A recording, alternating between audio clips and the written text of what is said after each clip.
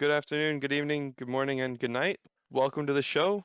This is Homebrew Hobbies. I'm Maxwell Hardman. And I'm Calvin Hardman. What's up? What's up? When last we left our heroes, we were about to talk about homebrew versus modules, I think. Yes. So, what is a module, Max? A module is a pre-purchasable adventure, essentially. So you buy a book, and it's going to come packed with, a couple hundred pages of characters, locations, monsters, dungeons, items, and everything you need in order to literally just read it and start running it as a game. Nice. Yeah, we have Um, played in a few of those, and they've yep. been a lot of fun. We were talking just before the show about some maybe more famous ones that have a history behind them. They've had different iterations throughout different editions of the game. So it's been cool to kind of see some of the famous ones and get excited about characters we've read about and such. But tell me a little bit about homebrews. What does that mean to you? So homebrews is the alternative, right? So when D&D first came out, they just released like a set of rules for character building essentially, and a set of rules for monsters, and basically nothing else. So they would so you'd have to design your own dungeon from scratch. You'd decide on the layout, you'd decide on, what monsters you wanted to put in there, you'd decide on what treasures they were guarding, and if you knew your party's classes and composition beforehand, you could design specifically for them or their characters like histories and stuff, which is of course a huge part of what you and I have done is in our personal D&D history. We could so much so that we've named our podcast after it. Yeah, we are called Homebrew Hobbies. We have a couple talking points here regarding homebrews and modules. So let's talk about starting with a module, what you can do to kind of adapt it and make it your own. Yeah. So the first step in reading a module is, well, you want to pick one out that speaks to you, right? So the real first step is picking one. The second step is to read it, and Matt Colville says he always starts at the back so that he could find out who the villain is, because knowing who the villain is informs everything else. Very clever. I think so, yeah. So very clever modules, they put the villain at the front, on the first Mhm. page. They're getting better these days. They've got on. Mm. But the first thing you want to do is figure out the basic setting, read 10 pages or however much will get you to play session 1, because there's no point reading the entire book until you actually start playing, and you got to get to the table before doing the homework, I think. Right, kind of if you just spend your whole time reading and it could turn into a procrastination thing of like, I have this grand idea, but executing it could take Yeah. it's about doing that work. Yeah. And modules are really good at minimizing that amount of work. Is they've got the maps already drawn up. The characters your players will meet, right? Mhm. So all you got to do is have the book with you, and have a map to draw on to copy what's in the book. That makes it a lot easier to just kind of get started and get rolling. Yeah, that actually reminds me too of some of the digital assets that are available. So if you get a Yeah. module these days, a lot of the times you'll get little tokens and maps that you could upload into your virtual tabletop. So it's a lot easier to just play remotely. There are tons of, I imagine, Facebook groups and things like that where you can find players, probably Discord channels. I don't do a lot of social media, but I'm sure it's out there. As you were setting the scene for the context for the conversation today, I thought about how it started very kind of independent and like grassroots, as you were talking about. They said, hey, let's put out some rules, keep it simple. And it's become more professional. You have professional writers following like the classic bullet points of writing, right? It's like, okay, well, here's the pacing and the tone, and how do you do all those things? How do you write interesting dialogue? And a lot of that's been done for us now. So it's Yeah. much more polished, as you said, more professional. And before it was very loose. which is Yeah, what we were maybe more used to. And both of those have benefits depending whether you want to maybe you play with adults who work a long job or are very busy, they raise kids and they need a break, right? And so they come and hang out with their friends and enjoy good storytelling, right? Kind of how you might watch a movie with your family or something. Versus young people have tons of creative energy and they need to get it out, so they might lean more towards doing something inventive and breaking from the rails a little bit. yeah. I think that's D&D really caught on with a very young crowd, and I think that I wasn't there for the original release of D&D, but I think it hit a pretty broad age range. But I think Mhm. that the number one group of people that kind of grabbed onto it at first was the teenagers because they had a lot of time to design their own stuff because they had you had to have that kind of time in order to run a game. It was a lot easier to be a player, but being a DM at first was a lot of time investment. So it caught I on with a lot of young people. definitely. I've heard as well that some of the origins, or at the very least, the rule set was inspired by historical wargaming. So I'm not sure if this was like before Games Workshop and kind of like fantasy wargaming, but there was definitely always have been like historical tabletop reenactments, you might say. Yeah, They had very deep rule sets with morale and weather and such. So the people who would have been into that would also have been into D&D. So you might have had like a retired crowd, guys getting into history in their older age. yeah. So I mean, I'm sure there's a lot of broad appeal. Mhm. And very quickly they started putting out modules. Of course, because as Wizards of the Coast discovered when they picked up D&D, there's not a lot of money to be made selling core rulebooks. So you start designing your own outputs for adventures pretty quickly. I think they still make most of their money on the IP, right? So the Forgotten Realms property. There are a few others. There's like Eberron is another one they run and have rules for, but it's not as popular. There's also I think Dark Sun is one of them. I've heard that one. They have a few, I'm not super familiar with the other IPs personally. right? Um, Speaking of the broad histories of D&D, one of the advantages to playing in a module is that of course you get to play in an officially recognized world and an officially designed one with characters and locations and events that are in fact canon to the D&D world. So like you and I, we grew up reading the Just Duerden novels, which if you haven't read them, I recommend you do. Everyone should read those. They're fantastic. I Um, remember like curling into the corner of the room where the sunlight came through the window, and I would like hunch on the ground and read that for like 7 hours straight. Oh yeah. So, if you're in an official Forgotten Realms world playing D&D, you can go to the places that Triss Stewart hung out and or was from or Right. went to. I own Rime of the Frostmaiden, Icewind Dale at D&D module, which I have not yet run, but I will someday soon.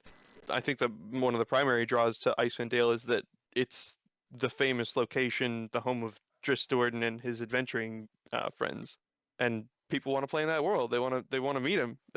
Mhm.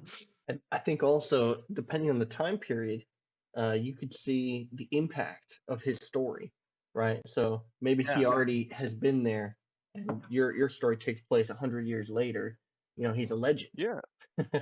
That's one of the cool things is there's pre-established legends. There's some ludonarrative synchronicity is like if I'm running a homebrew game, uh, I tell you as a DM, oh yeah, this person is legendary. And you might find a way to build up that reputation through other characters, but Yeah. it's a little different than when the players have heard of them. Yeah, so as a player, you read about Drista Werden and in a book about him, and then you go and you meet him in your D&D game, and that's awesome. You as the player feel like you're meeting a celebrity, not just my character is meeting a celebrity. So that's something really cool that you get to do with pre-established settings, and modules are a good way to access those settings because they're built right into it. So one of the other places that people might have, because reading is in decline, but Baldur's Gate 3 has brought a ton of people into RPGs. I'm sure we're actually slackers. I know I am, at least, for not having played it extensively yet. I did download it, I started a character, but Mm. haven't gone through the whole game. So there's, I'm sure, characters in there that people are gonna be like, oh, I can't wait to meet this, when I sit down and play at the table. Um, Yeah, and it's brought a lot more people in. So that might even be a more modern example of, whoa, I get to meet yeah, this person that, I actually played in a game with. yeah. Maybe in your next game you'll meet Lae'zel, you know. Um, so we've talked a little bit about the many bennies of running a module, but what, in your opinion, are some of the benefits, some of the chief benefits of running a homebrew game? So it's funny you frame it like that because my instinct is to favor homebrews because it's where we come from, and Yeah. um, because my experience in writing has been very rewarding. Right? It's not always something that actually reaches the table. Right? Maybe 1 in 5 of the campaigns that I've started to design have actually made it. But it's just a very engaging process to come up with the characters and the grand idea. Sometimes, actually, I heard recently in a book, often the writer's just going to ask a question and then explore that and see how it unfolds, and that's what the book is. It's similar, I Mm. think, when you're designing a world.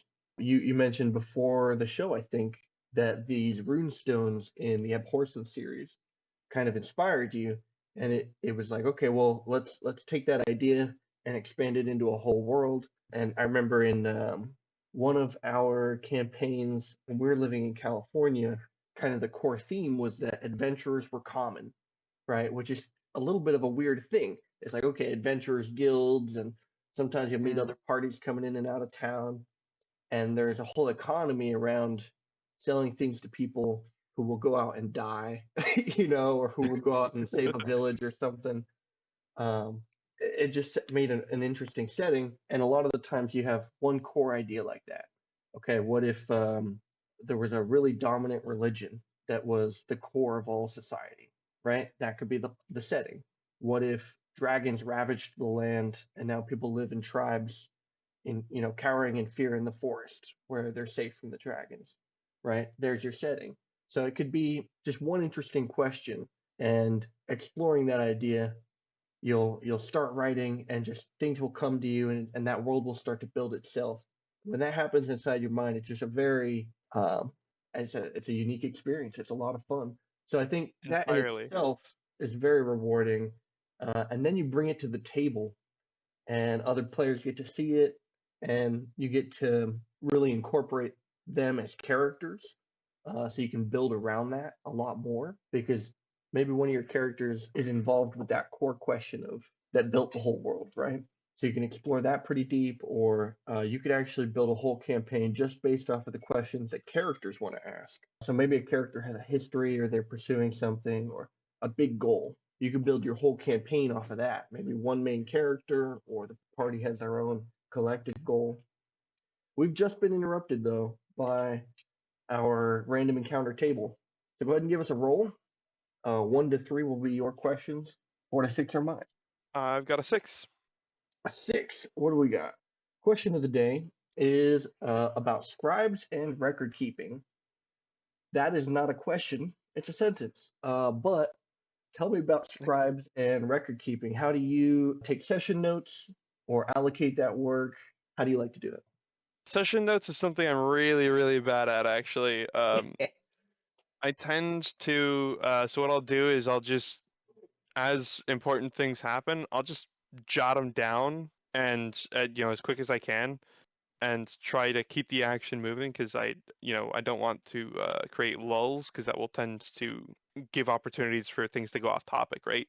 So I will take as quick a note as I can and then just try and remember it next time.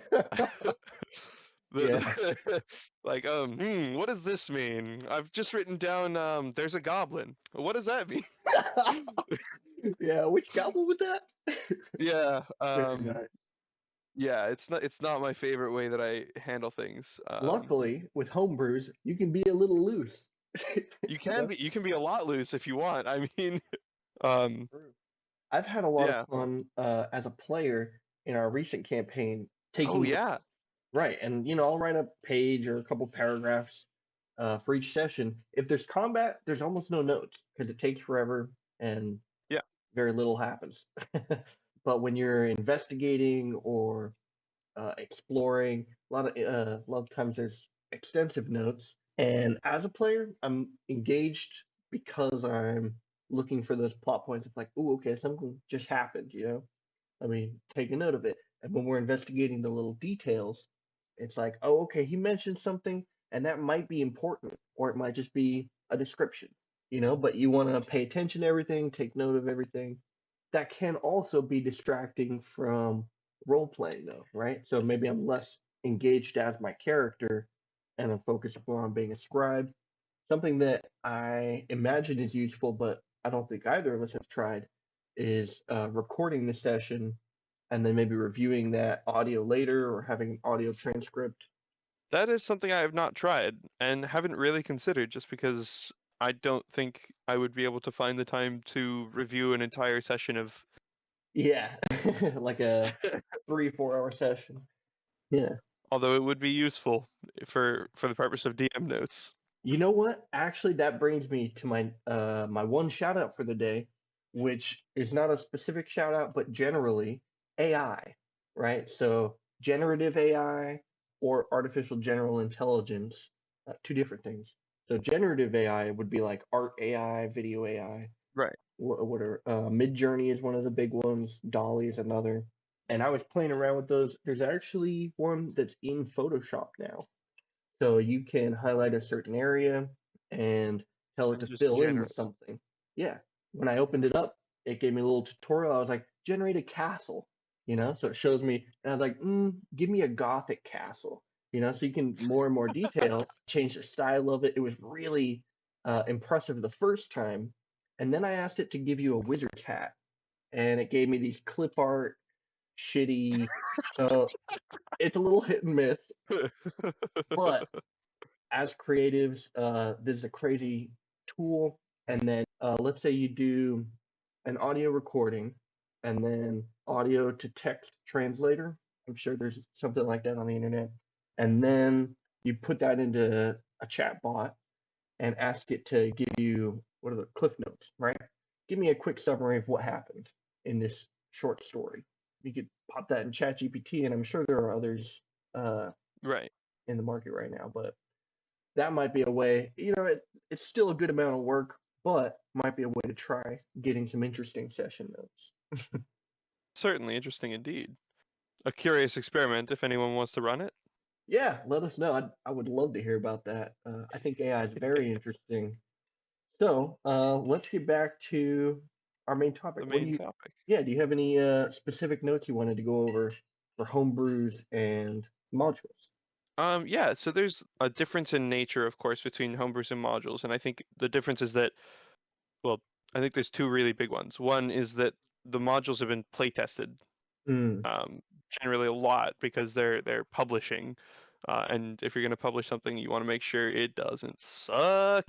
So they've been play tested a lot, which means there's a lot of polish, which is super super nice, especially when you're like reading through it and when you're like prepping it as a DM. They've streamlined it really well. It's generally fantastic. The other important point is that they're designed hundreds of miles away from your table. So they're designed to be able to, because they're being sold to a broad audience, they have no idea what's going to be at your table when you run it for your players. So you might enter into a like locked door, and you don't have anyone in your party who does lock picking. So specifically, an inexperienced DM might include a locked door. You run into it, and you're like, oh well, I guess you guys just can't go there. Um, like whoops, I fucked that one up. But in a module, you have to be able to continue. So mm. there's always an alternate route. that doesn't require a certain party comp to be to be valid or true. In a So way, you end up it sounds like the players are always meant to succeed in a module. It's like, well, we want yeah. the story to finish, so let's make a way for them to get there. Yeah. So that's one thing I don't like about modules is that they want to be finished. The bad guys want to be stopped in a way. But in homebrew, you can and I think should make your villains and monsters much more intelligent than that. And as a matter of fact, I got one of my Christmas gifts this year from one of my players was a book called "The Monsters Know What They're Doing," which Nice. it should speak for itself. It's like a combat tactics book, and I'm Mhm. really excited to dive into it. The way you run combat probably shouldn't be approached super differently if you're running your own games or if you're running a pre-built adventure. But maybe designing those encounters, because you have a hand in it, you can do some really interesting things. And of course, modules have had those interesting things done already, right? Yeah. They think through it as well.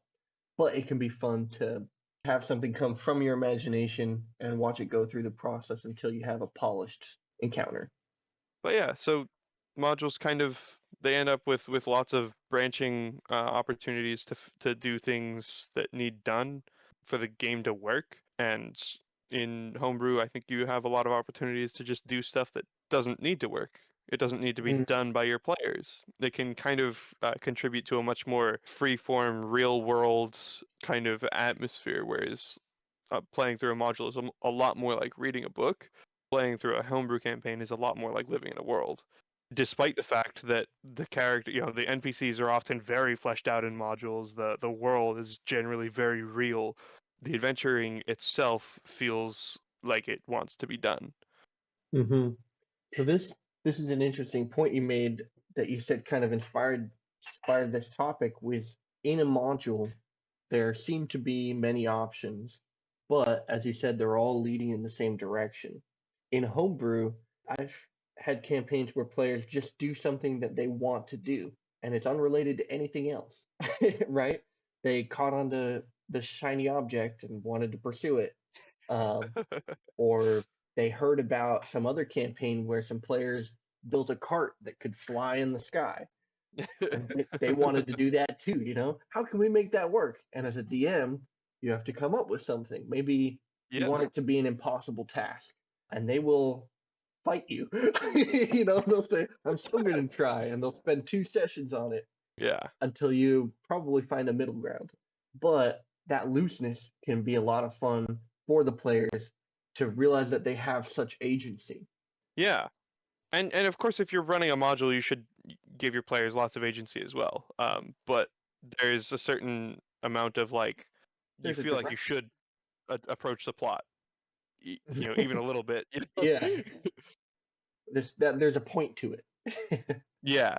Yeah. It would be really, really, I think not just really, really difficult, but impossible for them to release a module for, say, oh, the name is escaping me. There's a style. Oh, the West Marches. There's for a West Marches style campaign, which is kind of the direct opposite, where it's all player driven.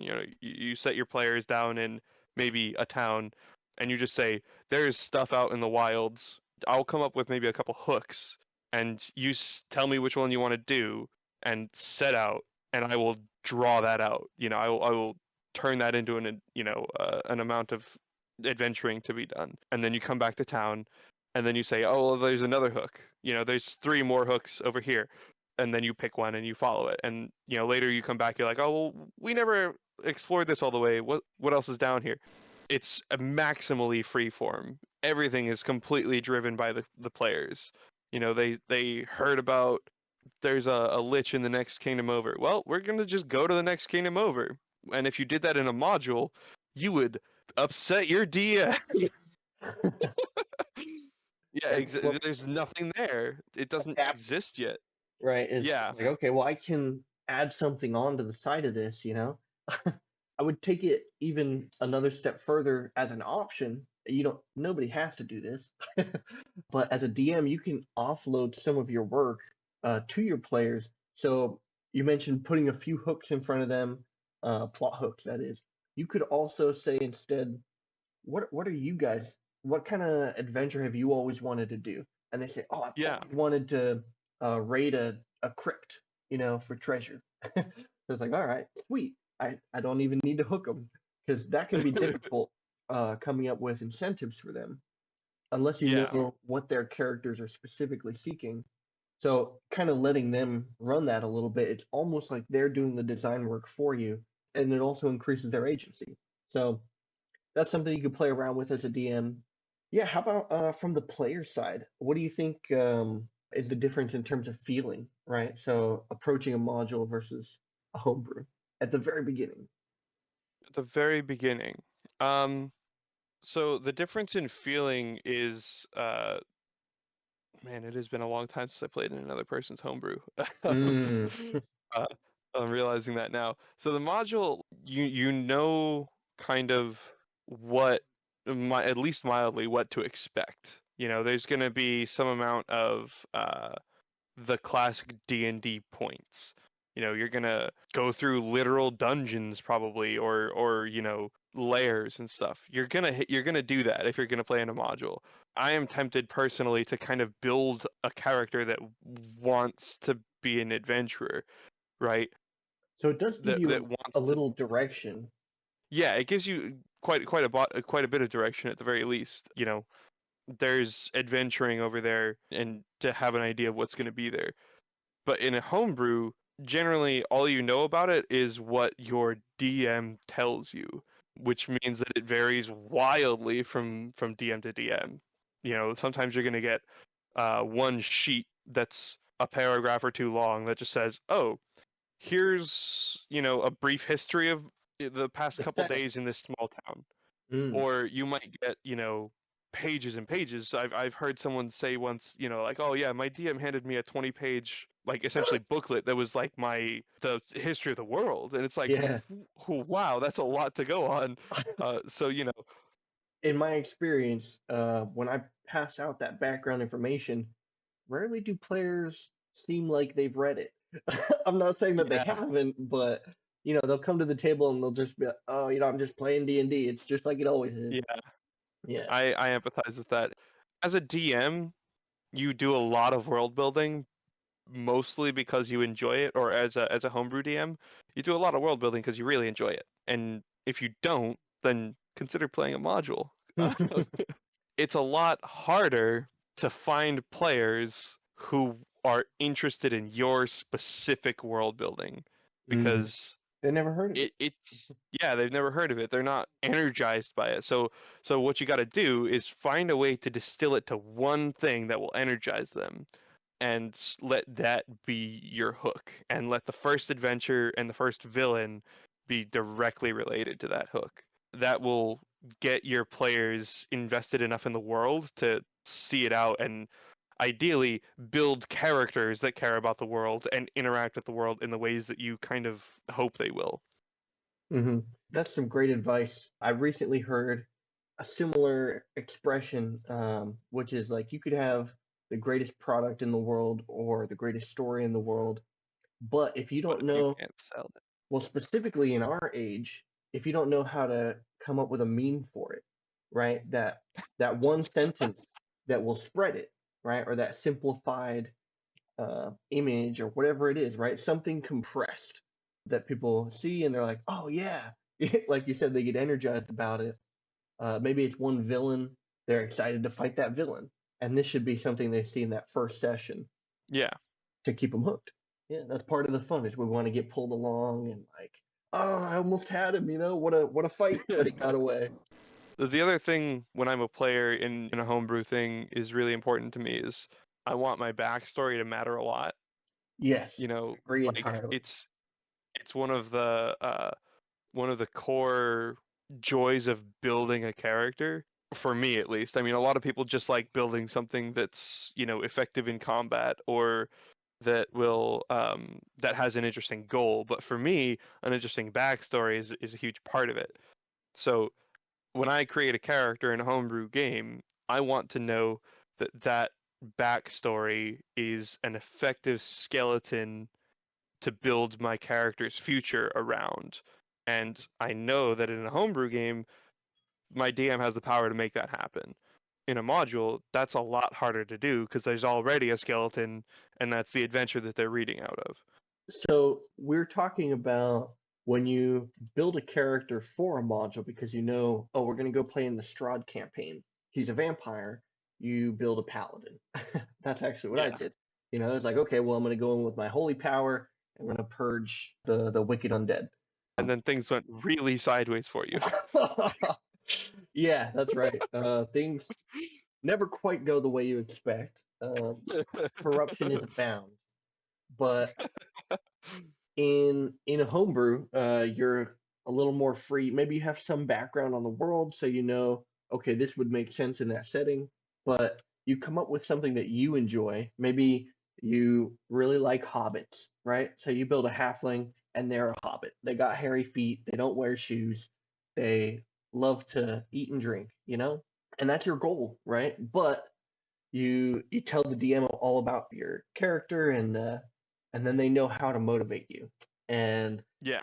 they know how to pull you away from those motivations like oh you know you haven't slept in a nice bed in a week because you've been trapped in this cave or something you know so that's one difference in terms of character creation. We have been interrupted by our random encounter table again, Oh, so what do we get this time? this time we get a 2. Oh, this is a good one. So if you could play D&D with one person, who would it be? And I guess the question could be either, one session or one campaign or for the rest of your life. I don't know. What does it mean to Hmm, you? interesting. You know, I was recently thinking about what do I enjoy talking about? What kind of stories do I enjoy exploring? And I think I would choose I think Frank Herbert would be really interesting to play D&D with. Uh, Yeah. yeah, so not maybe someone that knows anything about D&D. I'm trying to pinpoint kind of like when he was alive. I guess they came out in the 70s, I want to say, the Dune books. Something like So that. yeah, he may have heard of D&D. Plausible. Yeah, but that's who I would play with. Do you have anyone on your list? Off the top of my head, I think I would want to say probably R.A. Salvatore. Oh, Legend has it that his games inspired the Drizzt novels, that's right. and even if it was just one session one afternoon, I would want to get a look at what those sessions looked like.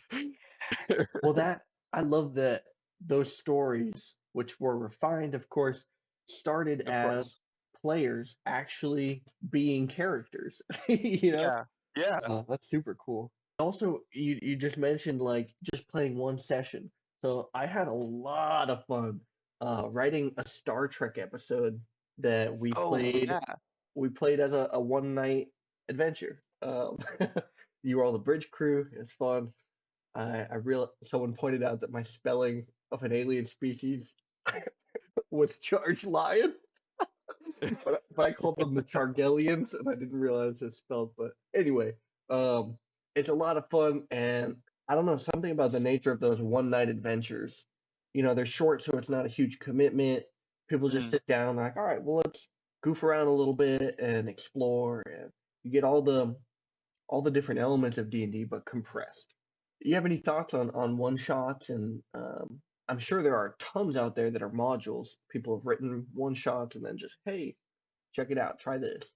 If you want to make your own, though, like I said, it's a lot of fun. It's less work because you don't have to commit to building an entire world. You can use a setting that already exists. What are your thoughts on that?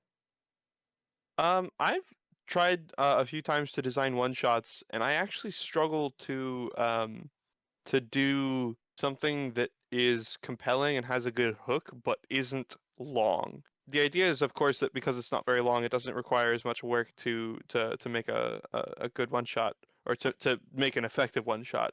But I think to make a good one, you need to have a really strong ability to come up with a strong hook that is, of course, resolved in one session or a session and a half or whatever it is. And I just haven't quite gotten there yet. I do love a good one shot, but I haven't nailed them down. Hmm. So we were just saying that I'm sure there are tons of independent one shots that have been published, and maybe not even published is the word, but just people put them up on the internet. Hey, I wrote this. It was fun.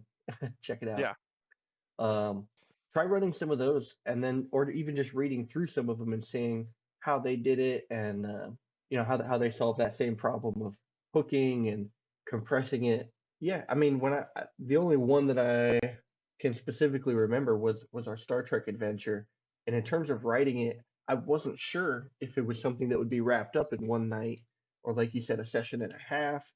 Um, but because you are DMing it, you can kind of change that pacing as you go.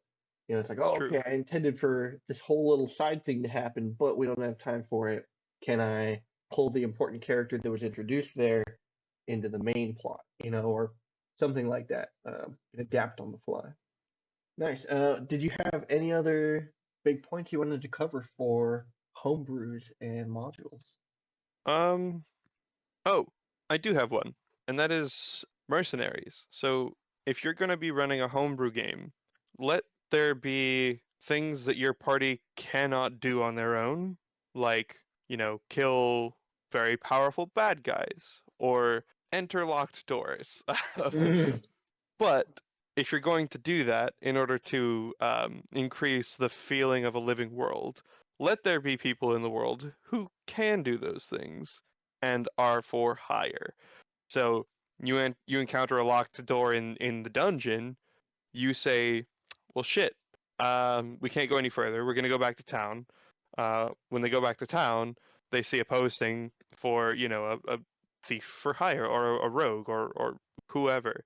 They hire them, go back out the next day. You get to shift all the monsters around just to make sure the dungeon feels like it's being lived in, and you get to introduce an NPC that has conversations with the players and further increases the feeling of the lived world. And I think that is something that not enough people give thought to is the idea of just people who are doing the same thing as your players that your players need to talk to make things happen.